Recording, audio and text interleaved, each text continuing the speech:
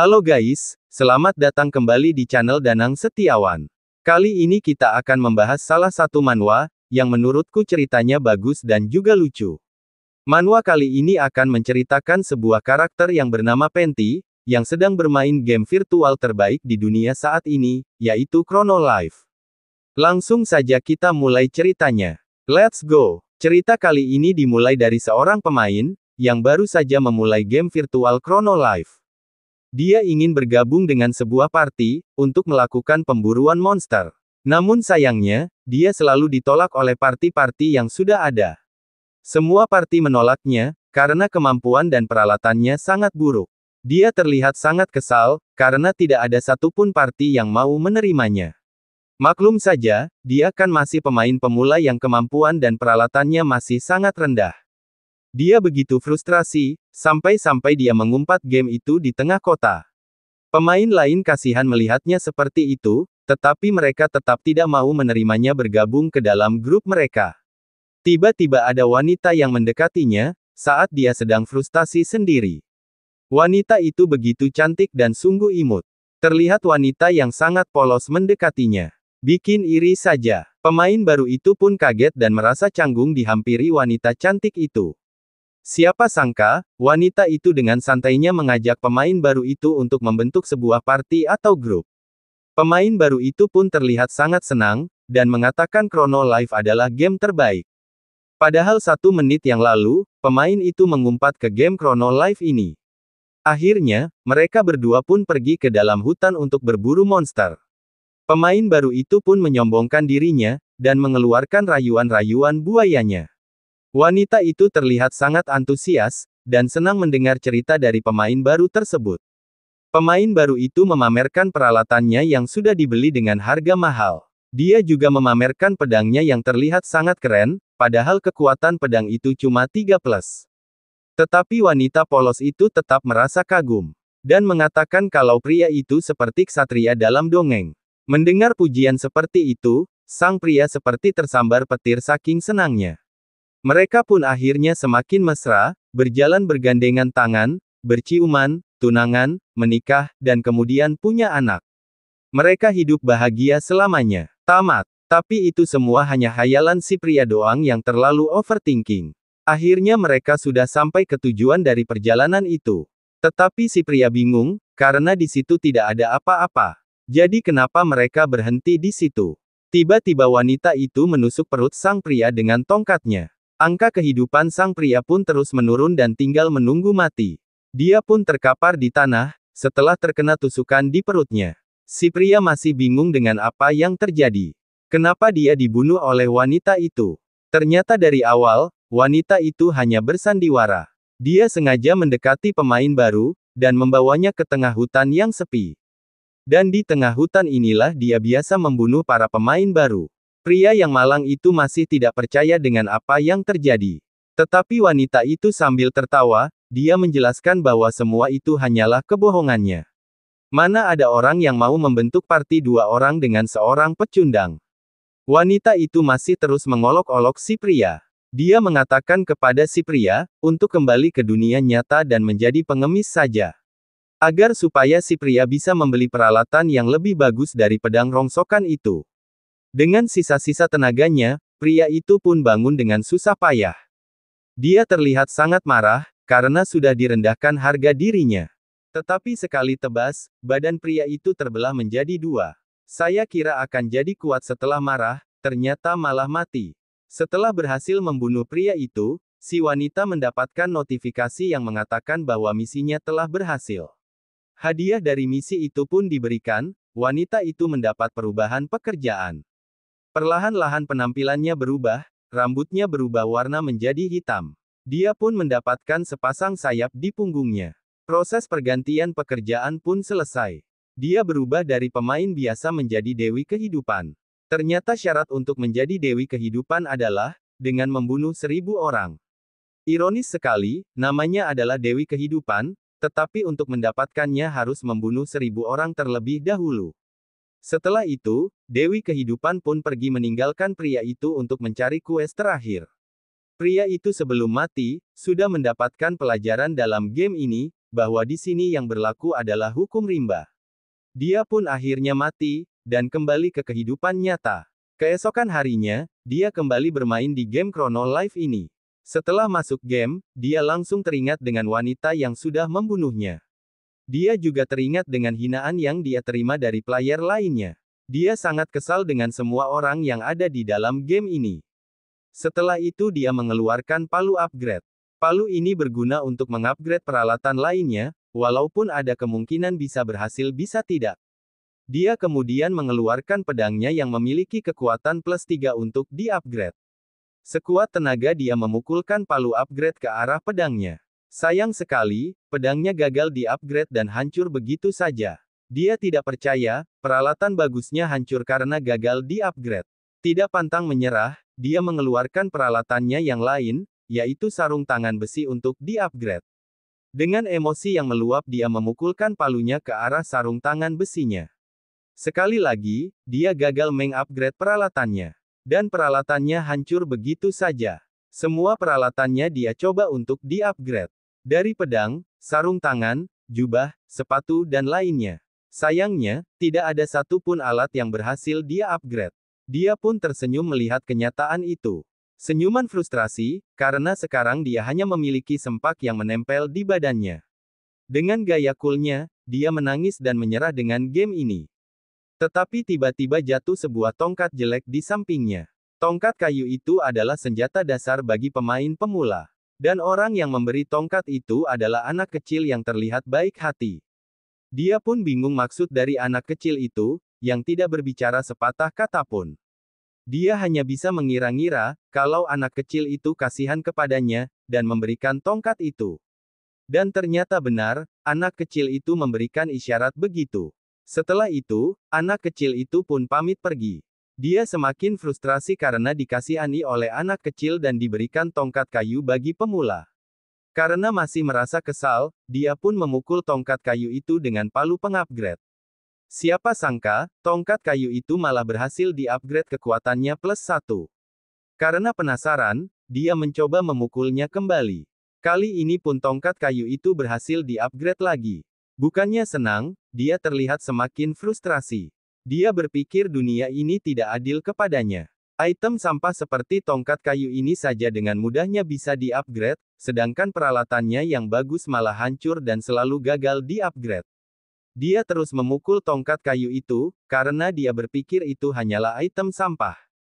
Tapi siapa sangka, tongkat kayu itu tidak hancur dan malah berhasil upgrade sampai plus 64. Dia pun melanjutkan memukul tongkat kayu itu, berharap tongkat kayu segera hancur. Matahari pun sudah mulai tenggelam, hari sudah mulai sore. Tubuh pria itu sudah gemetaran karena sudah capek, dari pagi memukul tongkat kayu. Pukulan terakhir pun dilakukan oleh pria itu. Dan lagi-lagi upgrade berhasil. Tongkat kayu pemula itu tidak lecet sedikit pun. Pria itu pun kaget dengan pencapaian dari tongkat kayu itu.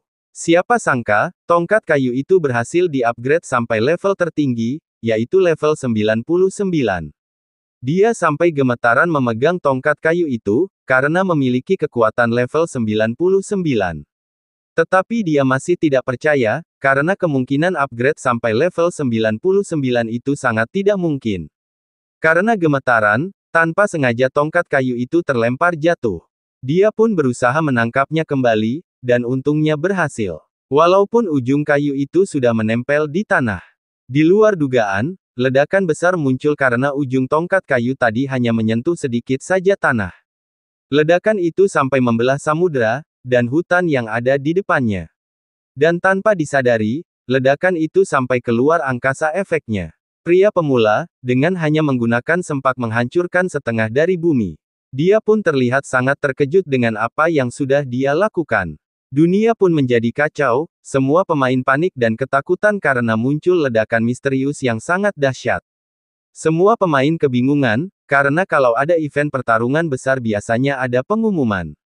Tetapi ini terjadi begitu saja. Si pria hanya bisa bengong dan terkejut dengan kekuatannya. Benua di bumi terbelah menjadi dua, hanya karena ujung tongkat kayu menyentuh tanah. Banyak pemain mati dengan tidak sengaja karena terkena ledakan barusan. Si pria pun mendapatkan pemberitahuan dari sistem bahwa dia sudah banyak membunuh pemain lain, dan mendapatkan reputasi buruk. Total pemain yang mati karena serangan itu adalah sebanyak 850.617 orang. Bukannya takut, pria itu pun tersenyum jahat karena punya kekuatan yang dahsyat. Dia pun seketika teringat dengan wanita yang sudah menipunya. Dia akan membalaskan dendamnya dengan tongkat kayu ini. Dia tidak akan pernah lupa dengan apa yang telah wanita itu lakukan kepadanya. Dia juga masih ingat dengan wajah-wajah orang yang sudah menghinanya. Pria itu pun sudah bersiap untuk memberi pelajaran kepada orang-orang itu. Hari berikutnya, pria itu pun masuk lagi ke dalam game dengan hanya memakai sempak dan membawa tongkat kayu. Saat berjalan, dia tidak sengaja menabrak pria botak yang berbadan kekar. Pria botak itu pun marah, karena dia tidak terima ditabrak begitu saja. Pria botak itu pun menarik kerah pria sempak untuk memberinya pelajaran. Pria sempak hanya diam saja, dan tidak menanggapi pria botak. Kemudian dengan santainya pria sempak mengayunkan tongkatnya ke kepala pria botak. Pria botak pun sangat marah, karena merasa dipermainkan. Tetapi dalam sekian detik, pria botak itu meledak dan lenyap seketika. Pacar pria botak itu pun ketakutan melihat pria sempak yang ada di depannya. Sekarang pria sempak ini adalah yang terkuat. Dia menobatkan dirinya sendiri sebagai tokoh utama dalam game ini. Sedang asyik-asyiknya menyombongkan diri, pria sempak mendapatkan pemberitahuan dari sistem. Tongkat kayu ini memiliki daya tahan yang lemah, dan hanya bisa dipakai 5 kali saja. Sedangkan pria sempak itu sudah memakainya 2 kali secara sia-sia. Dia pun syok berat mengetahui kenyataan itu. Dia merasa terpukul, dan menyesal karena sudah memakai tongkat itu asal-asalan. Dia menyesal karena tidak melihat rincian dari kekuatan tongkat kayu tersebut. Dia mengumpat kepada kebodohannya sendiri. Dia kan belum melakukan balas dendam kepada orang-orang yang sudah menghinanya. Akhirnya dia kembali bangun, dan merencanakan sesuatu. Karena tongkat kayu itu hanya bisa dipakai 3 kali lagi, akhirnya dia memutuskan untuk pergi ke sarang monster. Dia pergi ke lembah orang mati, di mana di situ adalah markasnya para monster. Benar saja, pria sempak itu langsung disambut oleh monster naga. Naga berkepala 2 muncul di hadapan pria sempak itu. Naga berkepala 2 itu adalah bos monster terkuat di lembah tersebut. Nama dari naga berkepala 2 itu adalah Urus. Urus menjelaskan di tempat ini adalah tempat di mana hidup dan mati akan saling bersinggungan. Belum selesai menjelaskan, tiba-tiba satu dari kepala Urus terkena serangan. Satu kepala Urus pun hilang dalam sekejap. Urus pun terkejut, karena tanpa disadari kepalanya hilang satu dalam sekejap mata. Serangan itu datang dari pria sempak yang mengayunkan tongkatnya. Sekarang tinggal sisa 2 kali lagi pemakaian tongkat kayunya. Pria sempak itu sudah bersiap-siap untuk melakukan serangan berikutnya. Karena pemakaian tongkat kayu itu terbatas, jadi pria sempak itu akan menangkap monster terkuat supaya tidak rugi-rugi amat saat kehilangan tongkat kayu tersebut. Urus langsung merinding mendengar perkataan dari pria sempak. Karena ketakutan, Urus meminta pria sempak itu untuk menghentikan serangannya. Pria sempak terlihat kesal, karena Urus mengganggu serangannya. Urus dengan suara ketakutan, meminta pria sempak untuk mendengarkan perkataannya sebentar. Urus mulai bertanya, siapa sebenarnya pria sempak itu? Pria sempak tidak bisa menjelaskan, karena sebenarnya dia juga bukan siapa-siapa. Pria sempak pun mulai mengayunkan tongkatnya untuk menyerang naga Urus. Serangan itu mengenai tubuh raksasa dari naga Urus. Sekarang naga Urus pun sekarat, terkapar di tanah kepalanya. Naga Urus merasa sedih karena hidupnya berakhir di tangan orang yang tidak jelas. Pria sempak menghela napas, dan merasa kecewa karena tongkatnya hanya bisa dipakai sekali lagi, karena daya tahan tongkat itu yang lemah. Naga Urus yang sedang sekarat mendengar itu, dan mempunyai usulan yang bagus untuk pria sempak. Tetapi lagi-lagi pria sempak tidak mau mendengarkan penjelasan naga Urus, dan berniat menyerangnya untuk yang terakhir. Sebelum tongkat kayunya diayunkan, tiba-tiba muncul pemberitahuan di depan pria sempak itu. Pemberitahuan itu berisikan, bahwa naga Urus ingin memberikan jiwanya kepada pria sempak. Pria sempak yang tidak paham pun menanyakan maksud dari pemberitahuan itu. Naga Urus pun menjelaskan dia akan memberikan jiwanya untuk dijadikan Ego Sword. Pria sempak masih tidak paham dengan yang dimaksud Ego Sword. Naga Urus melanjutkan penjelasannya. Secara singkat, jiwa naga urus akan masuk ke dalam senjata tuannya. Senjata itu akan menjadi Ego Sword dan akan memiliki daya tahan yang tidak terbatas. Pria sempak itu sangat terkejut mendengar penjelasan dari naga urus. Dia langsung tertawa jahat mendengar penjelasan dari naga urus. Naga urus mencoba ikut tertawa, walaupun sebenarnya dia ketakutan. Naga urus menanyakan sekali lagi soal penawaran untuk menjadikannya Ego Sword. Pria sempak sangat puas dengan apa yang akan dia miliki. Jangankan untuk balas dendam, jika seperti ini dunia pun bisa ditaklukkan. Naga urus semakin merinding melihat ekspresi pria sempak dan dia jadi rindu ibunya. Karena tawaran itu sangat menguntungkan, akhirnya pria sempak menerima tawaran tersebut. Kontrak pun dibuat, dan muncullah lingkaran sihir di bawah mereka. Tubuh naga urus mulai menghilang secara perlahan. Dan jiwa dari naga urus mulai masuk ke dalam tongkat kayu milik pria sempak. Tongkat kayu itu pun sekarang menjadi Ego Sword dengan daya serang 99. Dan lebih hebatnya lagi, daya tahan dari tongkat kayu itu sekarang tidak terbatas. Setelah bos monster di lembah itu lenyap, monster yang lain pun bermunculan. Mereka secara bersamaan menyerang pria sempak itu. Para monster itu ingin membalas dendam, karena bosnya sudah dilenyapkan. Balas dendam para monster pun dimulai. Ribuan monster raksasa muncul di hadapan pria sempak. Tetapi pria sempak tidak takut sedikit pun, dia malah terlihat sangat senang. Sementara itu di tengah kota, pasukan keamanan memasang poster buronan dengan wajah pria sempak. Semua pemain berkumpul untuk melihat isi dari poster buronan tersebut. Petugas keamanan memberi pengumuman kepada seluruh pemain. Hadiah buronan skala nasional telah dikeluarkan. Dicari penjahat kelas SSS. Seorang pembunuh terburuk dalam sejarah, yang membunuh 800.000 pemain dalam waktu cuma 1 hari. Poster buronan itu telah dipasang di seluruh negeri. Di 3 benua, dan 12 kerajaan di seluruh dunia. Hadiah dari buronan itu sebesar 10 miliar gold. Semua pasukan pun sudah disiapkan untuk membunuh buronan itu. Pasukan itu berasal dari pasukan penjaga kerajaan. Pemimpin dari pasukan itu adalah Master Guild dari Holy Guild, yaitu Master Seintri. Tidak hanya itu, muncul lagi pasukan dengan jubah merah dengan lambang salib putih. Mereka adalah 10 ksatria suci dari Guild Crossline. Pemimpin kelompok ini adalah Master Suho. Kelompok penyihir terbaik kerajaan pun ikut berpartisipasi dalam pencarian buronan ini. Pemimpin dari kelompok penyihir ini adalah Master Abracadabra. Ada juga kelompok pencuri yang akan bergabung. Mereka dipimpin oleh Master Hong. Dan tidak ketinggalan kelompok terkuat dalam game ini, yaitu Justice Guild. Guild ini dipimpin oleh Master Hawkeye. 5 guild besar dunia berkumpul dalam satu tempat untuk mencari buronan terburuk dalam sejarah. 5 guild besar itu terdiri dari Holy Guild, Crossline Guild, Holy Land Guild, Hual Bindang dan Justice Guild. Hawkeye menjadi pemimpin dalam persatuan aliansi guild dunia kali ini. Dia menyatakan perang terhadap pembunuh terkeji dalam sejarah. Buronan yang belum diketahui namanya itu sekarang menjadi musuh pemain seluruh dunia. Setelah berhasil mengalahkan bos monster, yaitu naga urus, pria sempak kembali lagi ke kota dengan membawa tongkat kayu tak terkalahkannya. Dia tertawa jahat, mengetahui kalau dia memiliki senjata yang sangat dahsyat. Tetapi dia tiba-tiba terkejut, karena dari dalam tongkat muncul seekor naga kecil. Naga itu adalah jiwa naga urus yang sudah menyatu dengan tongkat kayu itu. Naga urus sekarang akan selalu membantu bos dari dalam tongkat. Naga urus itu bisa keluar dari dalam tongkat, dan hanya bosnya yang bisa melihatnya. Pria sempak kemudian menanyakan kepala milik naga urus yang satunya lagi. Kenapa kepala yang satunya lagi tidak ada? Padahal kan kepala satunya lagi sudah lenyap karena diserang oleh tongkat si sempak itu. Sedang asyik mengobrol, tiba-tiba muncul selebaran yang jatuh terbawa angin.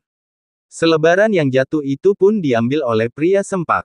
Alangkah terkejutnya dia, melihat mukanya sendiri berada di dalam kertas buronan itu. Bukannya khawatir, pria sempak dengan santainya berjalan di tengah kota tanpa rasa takut. Selain itu, naga urus juga bangga memiliki bos yang terkenal. Walaupun terkenal sebagai buronan keji. Mereka berdua asyik mengobrol tanpa memperdulikan sekitar mereka. Naga urus bahkan menyarankan untuk memusnahkan semua manusia, karena sudah mengejar bosnya. Pria sempak sendiri malah merasa senang, karena dia menganggap ini akan menjadi hal yang menarik. Pria sempak memiliki idenya sendiri. Dia akan menggunakan metode PMK. Naga urus bertanya, soal apa itu metode PMK? Pria sempak menjelaskan, PMK adalah pecundang menyembunyikan kekuatan. Jadi singkatnya, dia akan pura-pura lemah, padahal dia memiliki kekuatan yang sangat besar. Naga urus semakin tidak mengerti dengan cara pemikiran manusia.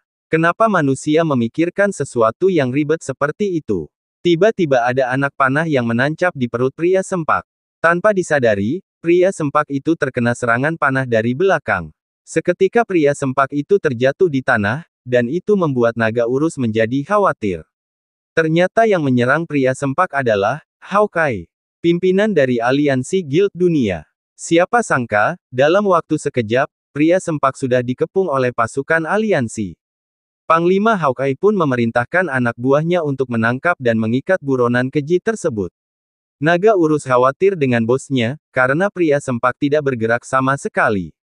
Tiba-tiba pria sempak sadar, dan dengan susah payah berdiri. Panglima Hawkeye langsung memerintahkan anak buahnya untuk menyerang pria sempak itu. Pria sempak terlihat marah karena diserang secara mendadak.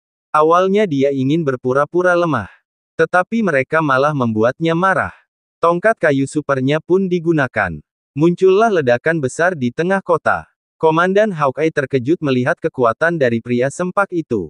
Ledakan dari tongkat kayunya sampai terlihat dari luar angkasa. Dalam sekejap semua pasukan dari Komandan Hawkeye terkapar di tanah.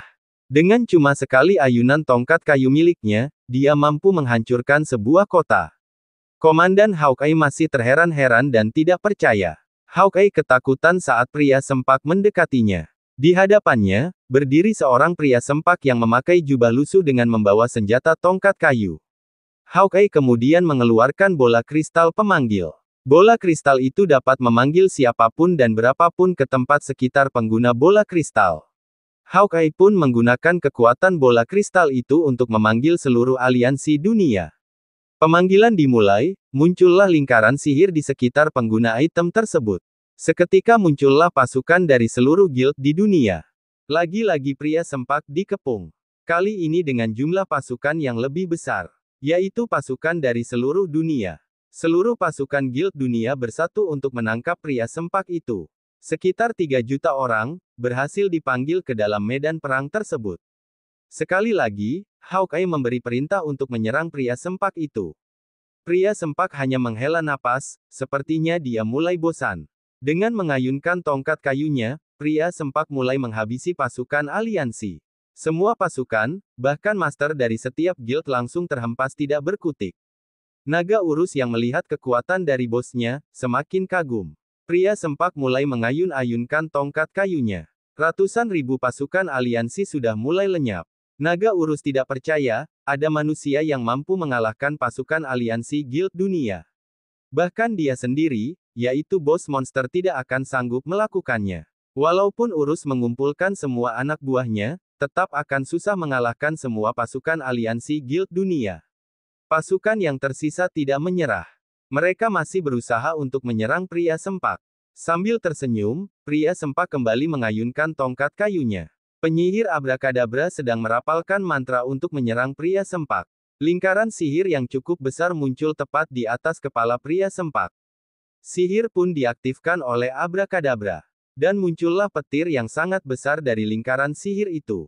Petir yang sangat besar itu tepat mengarah ke arah pria sempak. Bukannya menghindar, pria sempak itu malah terkagum melihat sihir di hadapannya. Dengan santainya, pria sempak membalas sihir petir itu dengan tongkat kayunya. Pria sempak mulai memberi nama kepada serangan yang dilakukannya. Kali ini dia memakai pukulan ke atas. Lingkaran sihir itu hancur terkena serangan dari pria sempak. Abrakadabra sangat terkejut, melihat mantra kunonya hancur dengan sangat mudah. Kemudian dia memerintahkan anak buahnya untuk membuat mantra berikutnya. Dengan muka bosan, pria sempak menggunakan jurus pukulan ke bawah. Seketika pasukan sihir milik abrakadabra lenyap di hadapan tongkat kayu milik pria sempak. 1 orang melawan 3 juta orang. Hasilnya sangat di luar dugaan. Aliansi Guild Dunia dimusnahkan oleh 1 orang saja. Dari semua orang, hanya tersisa Hawkeye yang masih sadarkan diri. Dia terlihat sangat frustrasi dan tidak percaya dengan apa yang terjadi. Pria sempak sengaja tidak membunuh Hawkeye. Hawkeye sendiri heran kenapa pria sempak tidak membunuhnya. Dengan muka kesalnya, pria sempak menjelaskan kalau dia belum membunuhnya, karena tadi Hawkeye telah memanahnya. Jadi pria sempak menyisakan Hawkeye, untuk dibunuh buat yang terakhir. Kejadian itu pun menjadi perbincangan hangat di seluruh dunia. Tidak hanya penikmat game, orang yang tidak suka game pun juga membahas kejadian besar tersebut. Setelah semuanya selesai, naga urus muncul kembali dan mengucapkan selamat atas kemenangan bosnya. Tiba-tiba muncul satu orang yang masih sanggup berdiri. Pria sempak itu terkejut melihat orang yang masih berdiri tersebut. Siapa sangka, yang muncul di hadapannya adalah wanita yang sebelumnya telah membunuh dan menipunya. Pria sempak terkejut, karena secepat itu dia bisa bertemu dengan Dewi Kehidupan. Pria sempak itu terdiam sesaat karena teringat kenangan pahit saat bertemu Dewi Kehidupan sebelumnya. Tangannya mulai gemetar, emosinya sudah mulai meluap-luap. Tanpa rasa berdosa, Dewi Kehidupan menanyakan kabar pria sempak. Pria sempak itu menghela napas, dan mencoba untuk mengobrol sebelum membunuhnya. Pria sempak menanyakan perubahan kostum yang dipakai oleh Dewi Kehidupan. Dewi Kehidupan menjelaskan, semua itu dia dapatkan setelah menjadi Dewi Kehidupan. Setelah dia membunuh pria sempak, dia mendapatkan pekerjaan baru, yaitu Dewi Kehidupan dan penampilannya pun ikut berubah. Pria sempak merasa aneh, kenapa dia menjadi Dewi Kehidupan setelah membunuh 1000 orang. Kenapa dia tidak menjadi Dewi Kematian saja, itu nama yang lebih cocok. Dewi Kehidupan hanya tersenyum mendengar pernyataan itu. Pria sempak mulai menyerang Dewi Kehidupan dengan tongkatnya. Dewi Kehidupan berhasil menghindar dengan cara terbang ke langit. Pria sempak sekali lagi menyerang menggunakan pukulan ke atas. Lagi-lagi Dewi Kehidupan berhasil menghindar, dan kali ini malah muncul di belakang pria sempak. Pria sempak langsung menyerangnya menggunakan tongkat kayu. Di luar dugaan, Dewi Kehidupan masih berdiri tegap tanpa luka sedikit pun. Naga urus sampai kaget, melihat ada orang yang mampu selamat dari serangan bosnya. Dewi Kehidupan tersenyum ke arah naga urus. Naga urus semakin terkejut, karena yang bisa melihatnya harusnya hanya bos saja. Pria sempak pun penasaran, kenapa Dewi Kehidupan masih bisa hidup setelah terkena serangan dari tongkat kayu pria sempak. Dewi Kehidupan pun menjelaskan, kalau dia sudah menjadi dewa. Jadi tidak mungkin manusia biasa seperti pria sempak mampu untuk membunuhnya. Pria sempak merasa sangat kesal, karena sudah diremehkan. Dia pun kemudian maju untuk menyerang Dewi Kehidupan.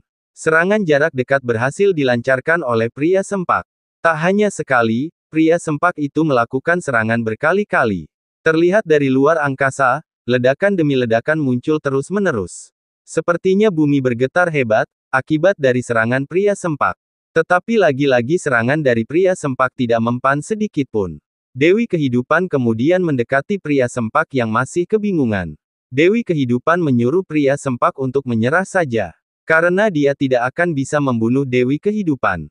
Pria sempak pun menghela napas, dan kemudian dia pergi dari sana. Dewi Kehidupan pun dengan wajah terlihat senang, menanyakan apakah pria sempak sudah menyerah. Ternyata pria sempak tidak menyerah. Dia hanya berputar badan untuk mempersiapkan pukulan serius selanjutnya. Dalam pukulan berikutnya, dia akan menggunakan seluruh kekuatannya. Dewi Kehidupan hanya tertawa, karena itu tetap tidak ada gunanya. Tetapi tujuan dari pria sempak bukanlah untuk membunuh Dewi Kehidupan, tetapi untuk menghancurkan planet ini. Dewi Kehidupan pun terkejut mendengar tujuan dari pria sempak. Senyum di wajahnya seketika menghilang. Dengan menghancurkan planet ini, semua orang yang ada di dalamnya pasti juga akan ikut mati. Walaupun Dewi Kehidupan tidak mati, dia pasti akan terlempar ke angkasa karena planetnya sudah hancur.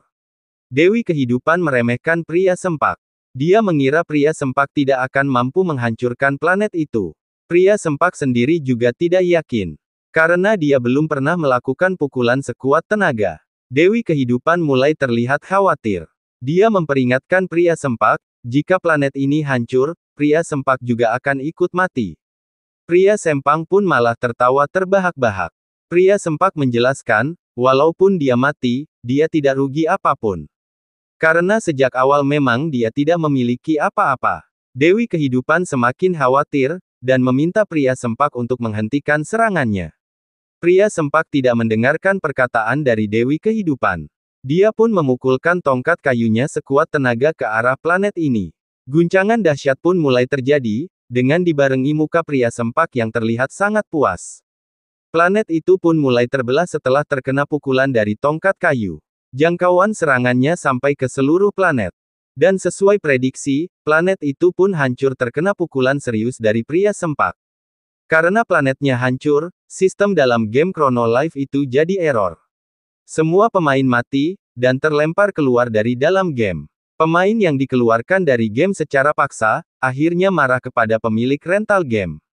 Tetapi pemilik rental game menjelaskan, mereka keluar bukan karena koneksi internet putus atau listrik mati. Jadi kemungkinan server dari perusahaan game Chrono Life itu sendiri yang sedang mati. Tak selang berapa lama, mereka mendapatkan pemberitahuan dari situs game Chrono Life. Pemberitahuan itu menjelaskan bahwa server sedang tidak bisa digunakan. Dan untuk sementara server akan diperbaiki terlebih dahulu. Perusahaan pun sedang bekerja keras memperbaiki server mereka. Setelah berhasil tersambung, server mengkonfirmasi masih ada satu pemain yang masih ada di dalam game. Dia adalah pria sempak. Pria sempak terlempar dan masuk ke dalam server game. Dia kebingungan, karena tidak ada siapa-siapa dan dia juga tidak tahu sedang ada di mana. Tiba-tiba ada orang yang muncul dengan memberi tahu nama planet yang sudah dihancurkan pria sempak, nama planet itu adalah ST-389. Pria berambut kuning itu menanyakan kenapa pria sempak menghancurkan planet itu. Padahal planet itu adalah planet yang paling disukai ibu dari pria berambut kuning tersebut. Pria sempak langsung menanyakan siapa pria asing itu. Pria asing itu mulai tersenyum. Senyuman yang cukup mengerikan. Dan mengejutkannya lagi, dia mengaku sebagai dewa dalam game itu. Pria sempak tidak terkejut sama sekali, dan dia juga tidak peduli dengan pria asing itu. Pria sempak malah menanyakan, apakah pria asing itu melihat wanita yang berambut hitam di sekitar sini. Pria asing menjelaskan, bahwa di situ hanya ada mereka berdua. Kemudian dia menunjukkan sebuah Windows, yang menunjukkan bahwa pemain yang masih di dalam game hanya tinggal satu orang. Semua orang sudah mati, karena pria sempak sudah menghancurkan planet itu. Pria sempak terlihat sangat senang mendengar fakta, bahwa semuanya sudah mati termasuk Dewi Kehidupan. Dewa itu terlihat heran, melihat ekspresi dari pria sempak. Setelah itu pria sempak tertawa puas, karena sudah berhasil balas dendam. Dia memanggil naga urus untuk memberikan kabar gembira tersebut. Tetapi naga urus tidak muncul juga walaupun tongkat kayu sudah dipukul-pukul. Sekali lagi sang dewa menjelaskan, bahwa di situ cuma ada mereka berdua. Jadi naga urus pun tidak ada di situ. Karena penasaran, akhirnya pria sempak menanyakan identitas yang sebenarnya dari dewa itu. Dewa itu mencoba menjelaskan siapa identitas sebenarnya, tetapi sayangnya sistem menghalanginya. Saat mencoba mengungkapkan identitasnya, sistem memblokir omongan sang dewa. Setelah itu tiba-tiba muncul cahaya terang di antara mereka. Dewa pun berpamitan, dan mulai menghilang bersama cahaya tersebut. Sebelum menghilang, dewa menitipkan salam buat pria berbulu lebat. Setelah dewa menghilang, pria sempak juga keluar dari game tersebut. Pria sempak kembali ke dunia nyata, dan terlihat kesal karena tidak mengetahui identitas dewa asing tadi. Di depannya, sudah menunggu pria berbulu lebat dan dua pengawalnya. Pria itu berdiri, dan menghampiri pria sempak. Pria berbulu lebat itu pun menjelaskan identitas dari pria sempak. Nama asli pria sempak adalah Jiwuli. Umur 21 tahun. Sudah bermain Chrono Life 3 bulan. Senjata, tongkat kayu upgrade 99. Jiwu merasa takut, karena pria bulu lebat tahu semua tentang dirinya. Dia pun menanyakan siapa sebenarnya pria bulu lebat ini. Pria bulu lebat memperkenalkan diri, bahwa dia adalah orang yang akan mencuri senjata tongkat kayu milik Jiwu. Kita beralih ke sebuah tempat makan, nasi sup nenek. Di sana Jiwu dan pria bulu lebat sedang menikmati nasi sup nenek. Tidak lupa juga, ada pengawal yang selalu mendampingi pria bulu lebat. Sepertinya pria bulu lebat ini adalah orang yang sangat penting.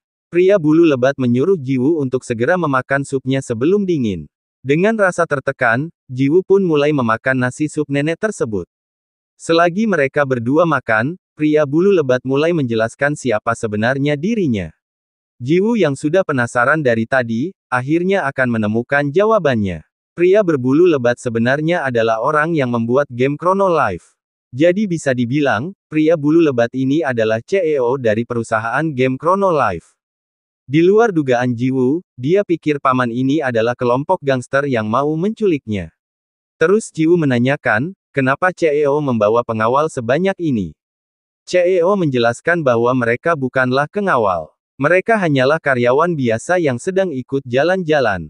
Jiwoo sudah takut saja, karena dia pikir mereka adalah gangster. Kemudian Jiwoo menanyakan, kenapa seorang CEO mencarinya. Dari awal pertemuan CEO itu sudah menjelaskannya. Tujuannya mencari Jiwoo adalah untuk mengambil tongkat kayunya. Jiwoo pun terkejut, karena senjata satu-satunya akan diambil. CEO menjelaskan, senjata milik Jiwoo adalah sebuah bug dalam game itu. Jadi CEO harus mengambilnya. Jiwoo tidak terima begitu saja, karena tongkat kayu itu di-upgrade dengan tangannya sendiri. Tetapi CEO tetap akan mengambil item bug tersebut. Keputusan sudah dibuat. Pertemuan malam itu pun akhirnya selesai. Setelah server sudah diperbaiki, game Chrono Life sudah bisa dimainkan kembali.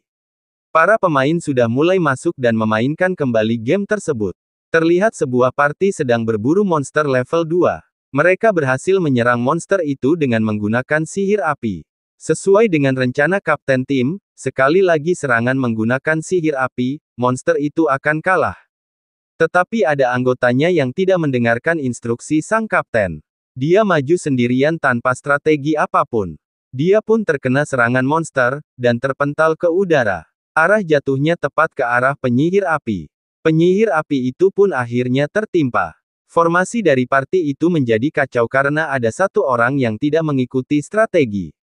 Terlihat ada Jiwoo yang sedang menonton pertarungan itu dari atas pohon. Party itu pun kabur karena mereka sudah terpojok. Jiwoo yang sudah kehilangan senjata tongkat kayunya, hanya bisa bengong dan menghela napas. Dia tidak tahu harus ngapain dan berbuat apa. Terdengar suara naga urus, yang ternyata sedang makan daging di belakang Jiwoo. Di luar dugaan, ternyata tongkat kayunya masih dipegang oleh Jiwoo. Kita flashback kembali saat Jiwoo dan CEO berada di restoran nasi sup nenek. CEO akan mengambil kembali tongkat kayu milik Jiwoo. Tetapi itu dari sudut pandang perusahaan. Tetapi dari sudut pandang CEO pribadi, dia memiliki pemikiran yang lain. Setelah dia selidiki, tongkat kayu milik Jiwoo hanya tongkat kayu biasa, dan tidak ada bug. Jadi CEO tidak akan mengambil tongkat kayu milik Jiwoo. CEO tidak akan ikut campur dengan user game. Entah user itu akan membunuh bos monster, membasmi 3 juta orang, atau bahkan menghancurkan planet, itu semua terserah user. Dan begitulah cerita singkat, kenapa tongkat kayu milik Jiwoo tidak jadi disita. Saat sedang bengong, Jiwoo dikagetkan dengan seseorang yang sedang marah. Ternyata kapten party yang sebelumnya bertarung, sedang memarahi anggotanya yang tidak mengikuti instruksinya. Jiwoo kembali mengingat perkataan CEO kemarin malam. CEO meminta Jiwoo untuk menahan diri untuk balas dendam. Dia meminta Jiwoo untuk mulai bertarung dari bawah, dan mencoba menikmati game ini. Kita kembali lagi ke tempat party yang sedang kacau sebelumnya. Sang kapten yang kesal, kemudian meludahi anggotanya yang tidak patuh. Dia pun dengan kata-kata kasar, mengusir anggotanya tersebut untuk keluar dari partinya. Mereka pun akhirnya pergi meninggalkannya seorang diri. Jiwoo yang melihat kejadian itu terlihat kesal, karena sebelumnya dia juga merasakan hal seperti itu. Jiwoo pun mulai persetan dengan ucapan CEO, dan akan menikmati game ini dengan caranya sendiri. Jiwoo sudah bersiap-siap untuk melenyapkan party sombong itu. Tetapi serangannya terhenti karena teriakan dari anggota party yang dibuang sebelumnya. Wanita itu mengumpat karena dia tidak dihargai sama sekali, padahal dia memiliki senjata yang bagus. Dia sudah mengeluarkan banyak uang untuk main game ini. Seketika Jiwoo langsung teringat dirinya yang dulu. Sama halnya dengan wanita itu, dulu waktu pertama kali main game ini, Jiwoo juga menghabiskan banyak uang untuk membeli item.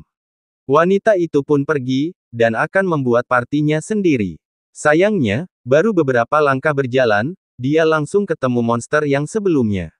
Bukan hanya satu, tapi puluhan monster berada tepat di hadapannya. Seketika wanita itu membeku, dan tidak bisa bergerak. Puluhan monster itu langsung berlari ke arah wanita itu untuk memakannya. Wanita itu hanya bisa pasrah, dan hanya memejamkan matanya. Beruntung pahlawan sempak kita datang. Pemandangan sempak yang sangat tidak enak untuk dilihat. Jiwu menggunakan jurus satu pukulan ke atas untuk mengalahkan pasukan monster tersebut. Seperti biasa, ledakan besar yang sampai keluar angkasa itu langsung melenyapkan semua monster yang ada di hadapannya.